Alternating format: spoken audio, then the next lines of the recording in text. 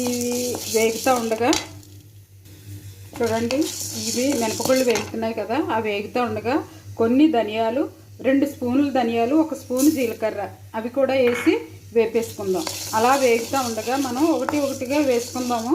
అలాగా పూర్తి వరకు వీడియో స్కిప్ చేయకుండా చూస్తే మనకి ఈ కరివేపాకు కారం ఎలాగ చేసుకోవాలన్నది తెలుస్తుంది. చూడండి, ఎండుమిరపకాయలు వేసాను.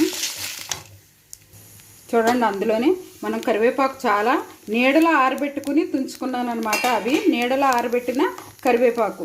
ఇది ఇలాగ మనం వేపేసుకుని పౌడర్ చేసుకోవడం. చూడండి, ఇందులో కొంచెం నువ్వుపప్పు కూడా వేస్తున్నాను, అది కూడా వేపేసుకో. సాల్ట్, వెల్లుల్లిపాయలు వేసేస్తున్నాను.